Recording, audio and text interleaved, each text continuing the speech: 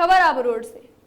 नवनियुक्त आबू रोड पंचायत समिति के प्रधान लीलाराम गरासिया व उप प्रधान ललित सांखला ने पदभार ग्रहण किया। ग्रामीण क्षेत्रों का चहुमुखी विकास, स्वच्छता के नारे के साथ दलगत राजनीति से दूर रहने का वादा किया। पंचायत समिति में पारदर्शी व ईमानदारी के साथ सुशासन स्थापित करने का वादा किया। पंचायत समिति आबू रोड के नवनिर्वाचित प्रधान लीलाराम गरासिया व उप प्रधान ललित सांखला ने विधि विधान के साथ अपना पदभार ग्रहण किया। पंचायत समिति परिसर के बाहर पंडाल में कांग्रेस के आला नेताओं व ग्रामीणों ने प्रधान व प्रधान का माला पहनाकर स्वागत किया। अपने पहले संबोधन के प्रधान लीलाराम गरासिया ने भारत माता की जय घोष के साथ मंच पर उपस्थित अतिथियों का हार्दिक अभिनंदन एवं स्वागत व उपस्थित मीडिया के बंधुओं के साथ ही उपस्थित जन समुदाय, मतदाताओं, भाई बहनों, बुजुर्गों आदि को प्रणाम करते हुए कहा कि मैं लीलाराम गरासिया प्रधान पद पर अपनी जीत का श्रेय ग्रामीण क्षेत्रों के जागरूक मतदाताओं को समर्पित करता हूं, जिन्होंने भारी संख्या में पार्टी के सदस्यों को जिताकर कांग्रेस का बोर्ड बनाया और उनकी ही बदौलत आज मैं एक सामान्य कार्यकर्ता से प्रधान की कुर्सी पर पहुंचा हूं। मैं उपस्थित आमजन को यह विश्वास दिलाना चाहता हूं कि जिस आशा, उपेक्षा में और विश्वास के साथ आप लोगों ने यह बोर्ड बनाया है, उस पर मैं और मेरा बोर्ड 100% खरा उतरेगा और पंचायत समिति में पारदर्शी व ईमानदार सुशासन स्थापित होगा। आम जनता को अपने रोजमर्रा के कार्यों के लिए कहीं भटकना नहीं पड़ेगा और सभी पंचायतों के सदस्यों के साथ बेहतर तालमेल बिठाकर आमजन के जनहित में कार्य एवं नई विकास योजनाओं पर किया जाएगा। राज्यसभा सांसद नीरज डांगी ने कहा कि ग्रामीण क्षेत्रों का चहुमुखी विकास हमारी पहली प्राथमिकता है। कांग्रेस पर ग्रामीणों ने पूर्ण बहुमत देकर अपना विश्वास दिखाया है। दलगत राजनीति से ऊपर उठकर ग्रामीण क्षेत्रों को स्वच्छ व सुंदर बनाने के सामूहिक प्रयास किए जाएंगे। दादा गुजरात के विधायक कांतिबाई खराड़ी, खेड़बर्रा विधायक अश्विन कोटपाल, पूर्व सांसद सागर भाई रायका ने अपने उद्बोधन में कहा कि जनता ने कांग्रेस पर विश्वास जताकर पूर्ण बहुमत दिया है। इसका प्रदेश सरकार हमेशा ख्याल रखेगी। नगर कांग्रेस अध्यक्ष अमित जोशी, सिरोही जिला कांग्रेस अध्यक्ष चिवराम आर्य ने अपने उद्बोधन में कहा कि नवनियुक्त प्रधान व प्रधान से कहना चाहूंगा कि वो अब ग्रामीण क्षेत्रों के प्रथम नागरिक हैं। उनके लिए कांग्रेस दोनों बराबर है। वो ग्रामीणों के विकास में अपने सभी सदस्यों को साथ लेकर आबू रोड को प्रदेश की पहली पंचायत बनाए। प्रभारी सचिव शोभा सोलंकी, पूर्व जिला प्रमुख चंदन सिंह देवड़ा ने भी संबोधन देते हुए प्रधान व उप प्रधान को शुभकामनाएं देते हुए ये कहा कि आप ग्रामीण क्षेत्रों में गहलोत सरकार द्वारा चलाई जा रही जन योजनाओं से ग्रामीणों को लाभान्वित करते हुए कांग्रेस को और मजबूत बनाए। उप प्रधान ललित सांखला ने सभी का आभार व्यक्त करते हुए आबू रोड पंचायत को राजस्थान की सबसे अच्छी पंचायत बनाने का विश्वास दिलाया।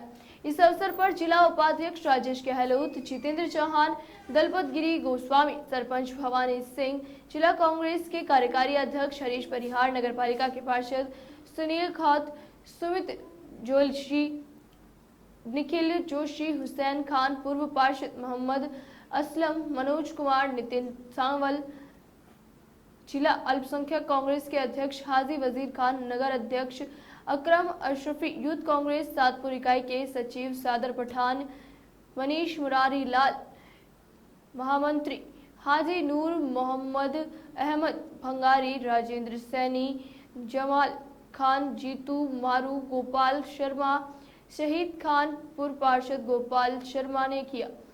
जिला परिषद पूर्व सदस्य कुलदीप सिंह, राकेश रिवारी, सुभाष गोयल, जेपी सिंह, दिनेश चौधरी, कांग्रेस कार्यकर्ताओं ने किया। सांसद विधेयकों का 51 किलो की माला से अभिनंदन। आबू रोड पंचायत समिति के प्रधान और उप प्रधान के पद और शपथ ग्रहण में राज्य भर और गुजरात से आए अतिथि सांसद नीरज डांगी, सांसद प्रत्याशी रतन देवासी, पूर्व सांसद सागर भाई रायका का, नगर अध्यक्ष अमित जोशी, सेवादल अध्यक्ष सुरेंद्र छावरा और अल्पसंख्यक जिला अध्यक्ष हाजी वजीर पठान, जिला उपाध्यक्ष हीरा लाल अग्रवाल की अगुवाई में सेवादल, अल्पसंख्यक कांग्रेस, नगर कांग्रेस और नगर पालिका पार्षदों की ओर से 51 किलो की भव्य फूलमाला से अभिनंदन और स्वागत किया गया। इस अवसर पर नगर पालिका के पार्षद सुनील खौत, सुमित जोशी, नीलोफर बनो, मनोज कुमार, मोहम्मद असलम, वजीर खान, हैदर पठान, निखिल जोशी, मोहम्मद जुनैद, हाजी नूर, मोहम्मद सैनी, यशपाल सैनी, पीड़ित मनीष शर्मा, कालू हबीब, इदरिश खान, फिरोज पठान, कालू शाहिद खान सहित दर्जनों कांग्रेसजन उपस्थित थे।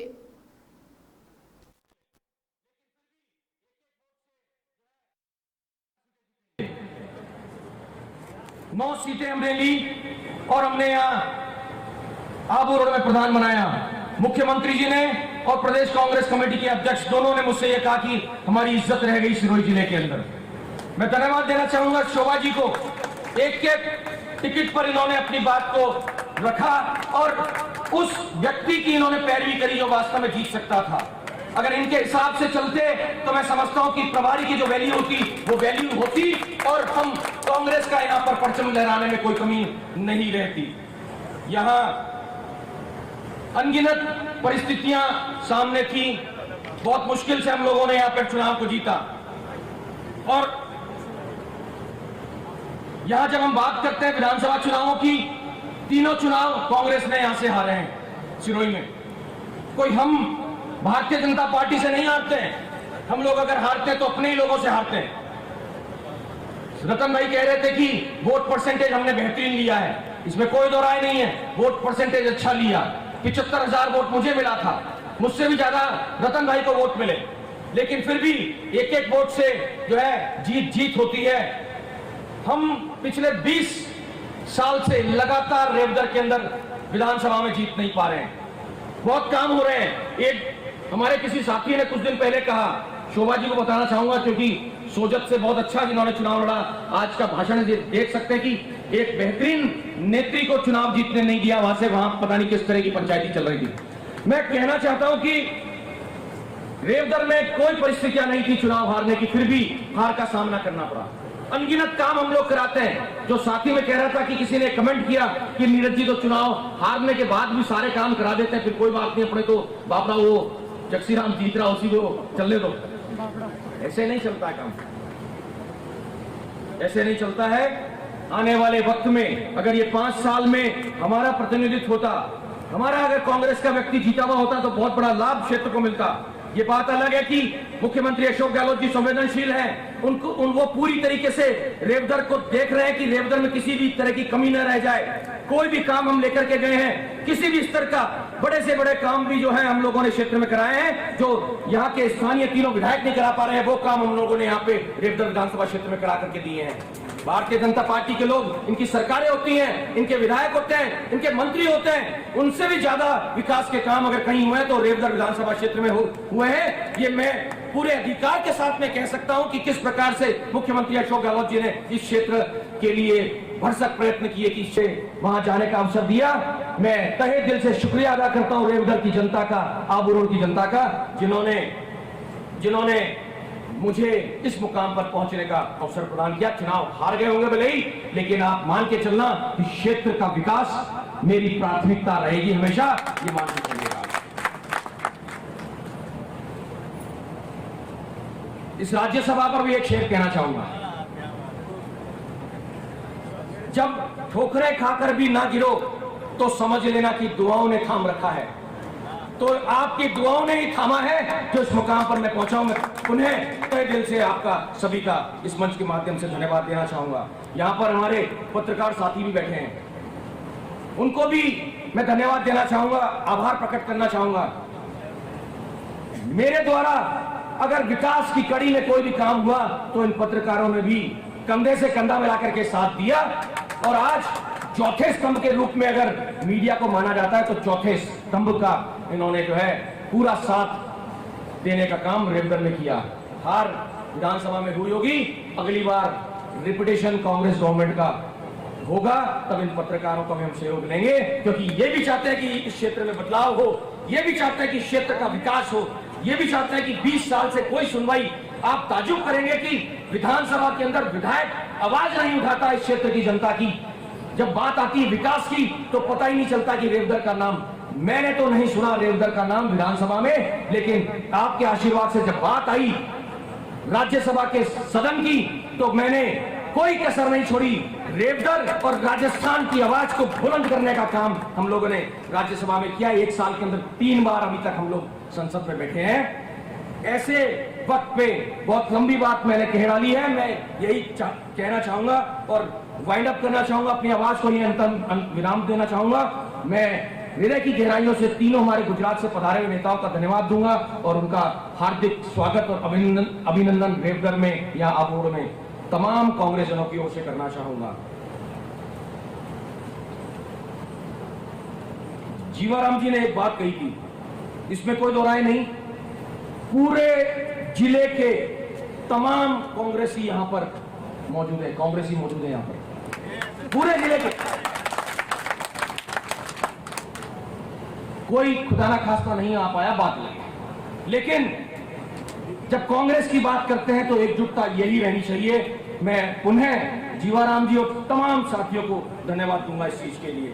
गुजरात में जो बात आई थी कि मैं वापस पुनः गुजरात से वहां जाने का अवसर दिया, मैं तहे दिल से शुक्रिया अदा करता हूं रेवगर की जनता का, आबूरोड की जनता का, जिन्होंने मुझे इस मुकाम पर पहुंचने का अवसर प्रदान किया। चुनाव हार गए होंगे भले ही, लेकिन आप मान के चलना कि क्षेत्र का विकास मेरी प्राथमिकता रहेगी हमेशा, ये मान के चलिएगा।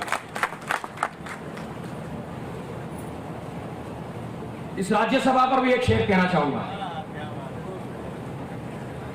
जब ठोकरें खाकर भी ना गिरो तो समझ लेना कि दुआओं ने थाम रखा है। तो आपकी दुआओं ने ही थामा है जो इस मुकाम पर मैं पहुंचा हूं। मैं पुनः तहे दिल से आपका सभी का इस मंच के माध्यम से धन्यवाद देना चाहूंगा। यहां पर हमारे पत्रकार साथी भी बैठे हैं, उनको भी मैं धन्यवाद देना चाहूंगा, आभार प्रकट करना चाहूंगा। मेरे द्वारा अगर विकास की कड़ी में कोई भी काम हुआ तो इन पत्रकारों ने भी कंधे से कंधा मिलाकर के साथ दिया और आज चौथे स्तंभ के रूप में अगर मीडिया को माना जाता है तो चौथे स्तंभ का इन्होंने जो है पूरा साथ देने का काम रेवगर में किया।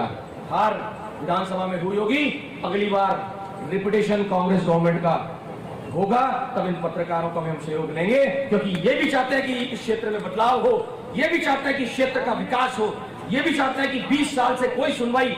आप ताजुब करेंगे कि विधानसभा के अंदर विधायक आवाज नहीं उठाता इस क्षेत्र की जनता की। जब बात आती है विकास की तो पता ही नहीं चलता कि रेवगर का नाम, मैंने तो नहीं सुना रेवगर का नाम विधानसभा में, लेकिन आपके आशीर्वाद से जब बात आई राज्यसभा के सदन की तो मैंने कोई कसर नहीं छोड़ी। रेवगर और राजस्थान की आवाज को बुलंद करने का काम हम लोगों ने राज्यसभा में किया। 1 साल के अंदर 3 बार अभी तक हम लोग संसद में बैठे हैं। ऐसे वक्त पे बहुत लंबी बात मैंने कह डाली है, मैं यही कहना चाहूंगा और वाइंड अप करना चाहूंगा, अपनी आवाज को ये अंतिम विराम देना चाहूंगा। मैं हृदय की गहराइयों से तीनों हमारे गुजरात से पधारे हुए नेताओं का धन्यवाद दूंगा और उनका हार्दिक स्वागत और अभिनंदन रेवगर में या आबोड़ में तमाम कांग्रेसजनों की ओर से करना चाहूंगा। जीवाराम जी ने एक बात कही थी, इसमें कोई दो राय नहीं, पूरे जिले के तमाम कांग्रेसी यहां पर मौजूद है, कांग्रेसी मौजूद है यहां पर पूरे जिले के। कोई खुदा ना खास्ता नहीं आ पाया बात लगी, लेकिन जब कांग्रेस की बात करते हैं तो एकजुटता यही रहनी चाहिए। मैं पुनः जीवाराम जी और तमाम साथियों को धन्यवाद दूंगा इस चीज के लिए। गुजरात में जो बात आई थी कि मैं वापस पुनः गुजरात से कतई तैयार नहीं थी कि दूसरी वेव भी आ जाएगी। उनको अपने धनाढ्य मित्रों को सहयोग करने से ही फुर्सत नहीं थी, पूरे देश को बेच डाला, एक एक इंस्टीट्यूशन बेच दिया उन्होंने, अस्पताल बेच दिए, अब तो एयरपोर्ट्स बिक गए हैं, सड़कें बिक रही हैं, तमाम जितने भी सरकारी उपक्रम हैं उनको बेचने का काम इस सरकार ने किया, सिर्फ और सिर्फ अपने उद्योगपति मित्रों को उसका फायदा पहुंच सके। कहते हैं कि भारत को कांग्रेस मुक्त कर दिया जाएगा, इस तरह की चर्चाएं चल रही हैं। एक शेर इस पर भी कहना चाहूंगा केंद्र सरकार को लेकर के, मंत्रणा इस तरह की दोनों नेता कर रहे हैं, कौन दोनों है कहने की भी जरूरत नहीं है, सब समझते हैं। आजकल जब दो जासूस की बात करते हैं तो सबको पता है कौन है ये 2 जासूस। मिलकर बैठ गए मजलिस में सारे जुगनू, मजलिस मतलब एक बैठ करके मंत्रणा करने का स्थान जो कहता है उसको मजलिस कहते हैं। मिलकर बैठ गए मजलिस में जुगनू सारे और ऐलान हुआ सूरज को बदला जाएगा। सूरज कौन है? ये कांग्रेस है, ये पूरे देश को जो है ये सूरज अपनी रोशनी निरंतर देता रहेगा, इसको खत्म करने की कोशिश करोगे तो हाथ जल जाएंगे। ये मैं कहना चाहता हूं भारतीय जनता पार्टी से। ये कोई भारत कांग्रेस से मुक्त नहीं होगा। इनकी हालत देख लो, गुजरात में चौथी बार जो है मुख्यमंत्री बदलने की जरूरत पड़ गई। हमारे गुजरात के साथी यहाँ पर बैठे हैं, तीनों शीर्ष के नेता हमारे बीच में बैठे हैं। क्या हालात है गुजरात के? एक छोटा सा सर्वे हुआ जिसमें कांग्रेस को अव्वल बताया गया और वस्तु स्थिति की जानकारी निचले ग्रास रूट से उन्होंने हासिल करी, और उसमें जब पता लगा कि कांग्रेस ऊपर उठ करके उभर सकती है और आने वाले समय में सरकार बना सकती है, इस सोच के बाद ही इस इतनी सी चीज पता लगते ही मुख्यमंत्री उन्होंने बदल डाला। ये हालात है भारतीय जनता पार्टी के, बदलने चले हैं कांग्रेस को। मैं एक बात कहना चाहूंगा, आज हम लोग पदभार ग्रहण समारोह में आए हैं। आप लोगों को धन्यवाद दूंगा, तहे दिल से शुक्रिया अदा करना चाहूंगा और कहना चाहूंगा कि इस मौके पर मुझे जो मुख्य अतिथि बनने का अवसर मिला है, तो ये अवसर भी आप लोगों ने दिया है। जो आशीर्वाद, जो स्नेह और जो प्यार आप लोगों ने दिखाया, रेवदर की जनता ने दिखाया, उसी का नतीजा है कि राज्यसभा में मुझे जाने का मौका मिला।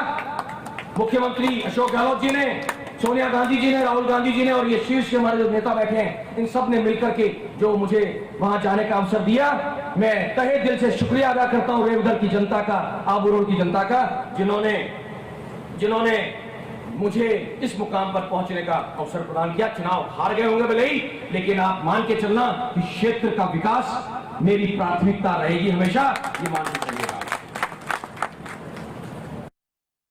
जी ने एक बात कही थी, इसमें कोई दो राय नहीं, पूरे जिले के तमाम कांग्रेसी यहां पर मौजूद है, कांग्रेसी मौजूद है यहां पर पूरे जिले के।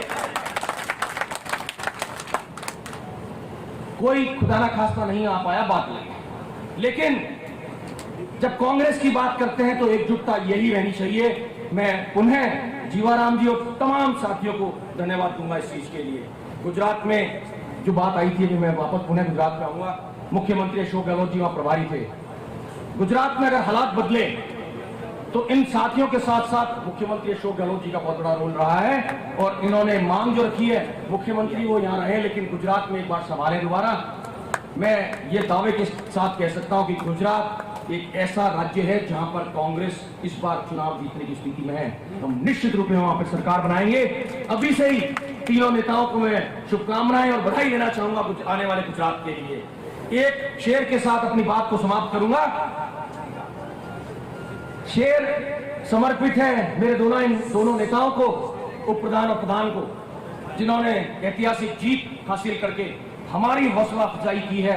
सिरोही जिले के अंदर हम इस कार्यक्रम को करने के लायक रहे।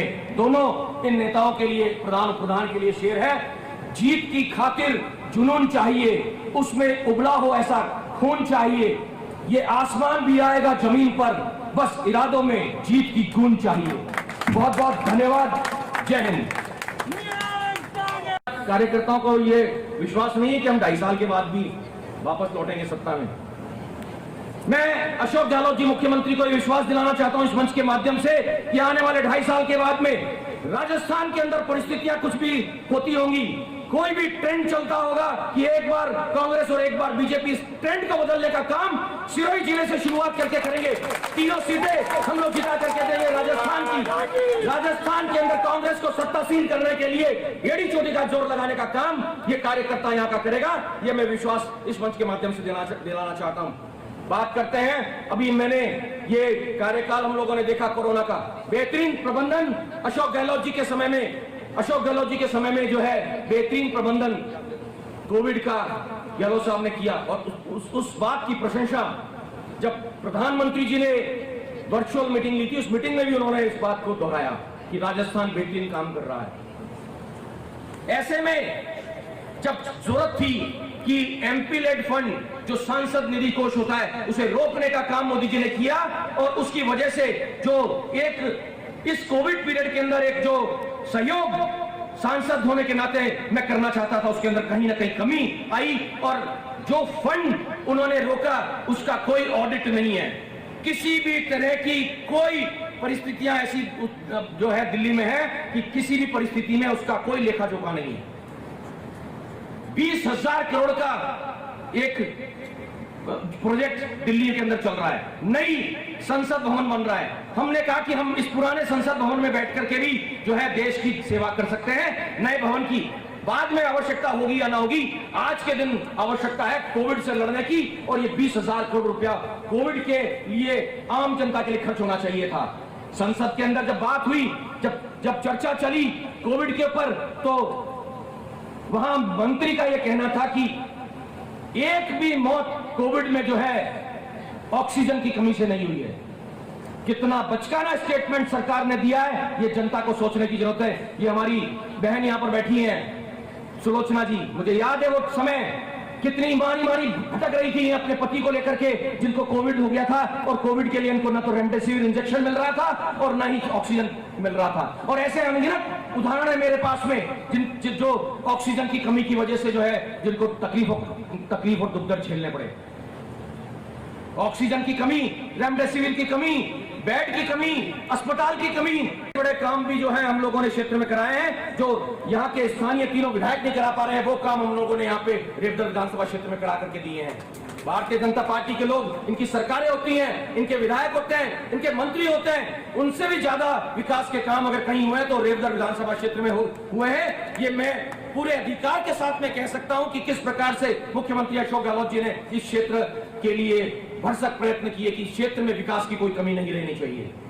मैं रेवदर इलेक्शन पर एक शेर कहना चाहूंगा।